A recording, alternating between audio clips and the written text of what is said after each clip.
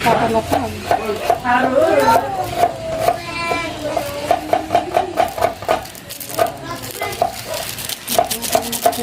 Steak lang yun. Ang durog.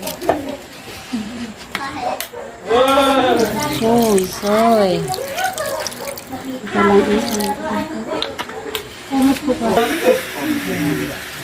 Ayan, konting suka. Ayan, tapos kiwar-kiwarin muna at lumaana yung anag ng ating mga recados. Sabali, ariyaw. Sabali. Dagdagan pa ng konting soya sauce. Lagay na ng mantika. Ayan, lagay na yung luya. Igigisa muna. Hanggang sa rumar ang lasa.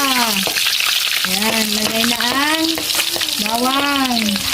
Huwag sunugin para hindi mga moy at hindi masira ang lasa ng ating adobo.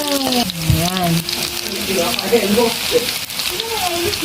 Then sunod, lagay na natin ang ating sibuyas. Igisa-gisa hanggang lalabas yung aroma. Tapos nilalagay na natin yung ating karne ng manok. Ayan, gigisa lang natin sa konti.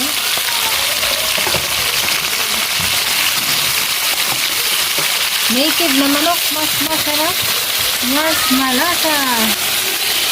Ayan, kiwar-kiwar mo na.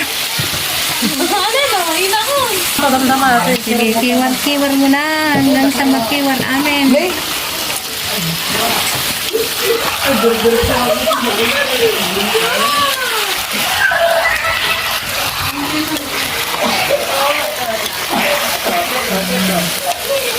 Native na manok.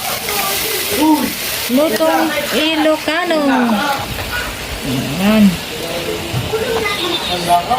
Kiwar-kiwar mo ng maigi hanggang sa loob-looban para lalabas yun at pantay yung pagkakaluto. Ito naman ang ating cooker. Ko naman ang cooker. Ito naman ang ating pan-anawa na walang ginagawa kundi ML.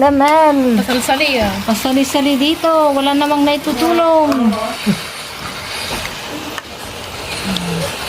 Ilagay na yung pinagmarinate kanina. Yun din ay lalagay nating sabaw o sauce niya. Yan, hintayin lang natin siyang kumulo.